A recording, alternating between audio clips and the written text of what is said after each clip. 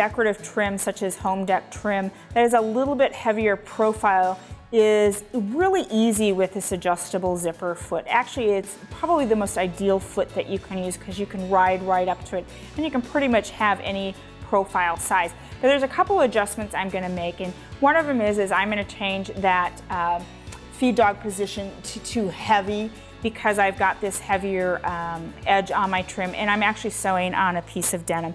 I'm going to go ahead and leave my stitch length set at 3, and I've adjusted the zipper foot so that it's all the way, in a sense, to the right, so that the blade is butting right up against my cording right here.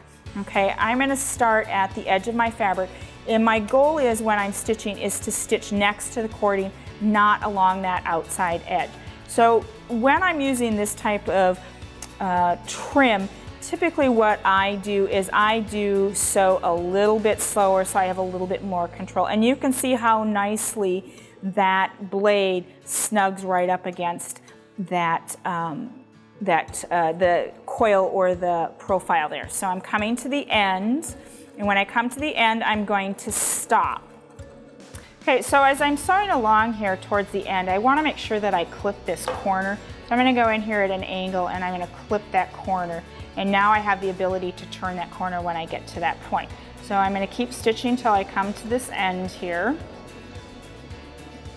Okay, so now I'm going to turn the corner with my trim. So I have that in place. And then I'm going to come up around the corner with the presser foot. Okay. And now I need to raise the presser foot because I'm going to have to take 2 to 3 stitches at an angle. So I can make that corner, okay. Raise that presser foot one more time, and now I should be again on the straight portion of that trim. And I'm going to sew down to the opposite end down here, and I'll do the same technique of going ahead and cutting or trimming that fabric to round that corner. So I'm coming to the end where I have my final corner. I'm going to keep sewing up to that corner, and again, you always want to come in with your scissors at an angle to cut that corner, okay? So that way I'm able to move that trim around that corner. So as I come to the end, what we're going to do is we're going to cut here. I'm going to raise that presser foot because I'm going to take 1 or 2 stitches across that end. There's 2, and we're going to raise, so now we're coming straight. So now I have my 2 end points here, and usually what I do is I just go ahead and overlap for a little bit, and I go ahead and just trim that off. So the tricky part is going to be stitching over all of that thickness.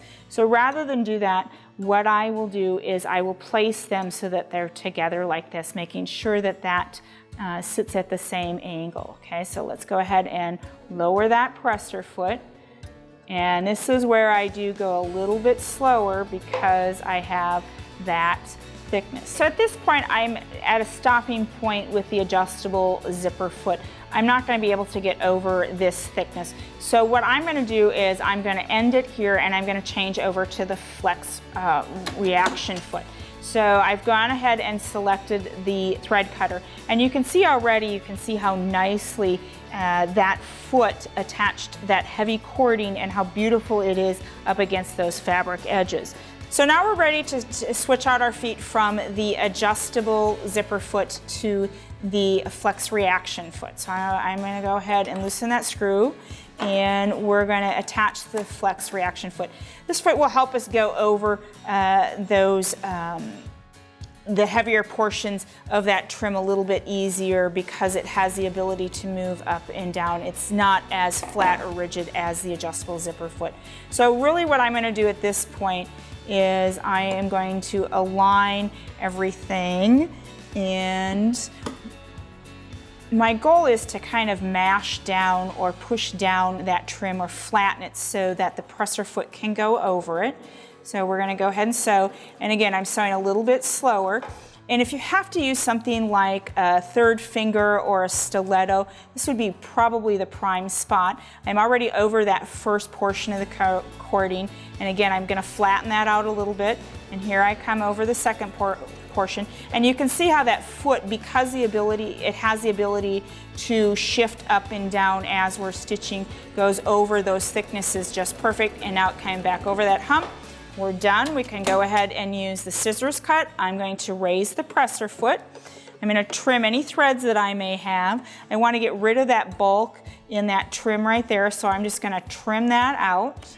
And here is my beautiful little pillow top using the adjustable zipper foot and the flex trim foot. And you can see how beautiful that cording looks up against that edge of that fabric.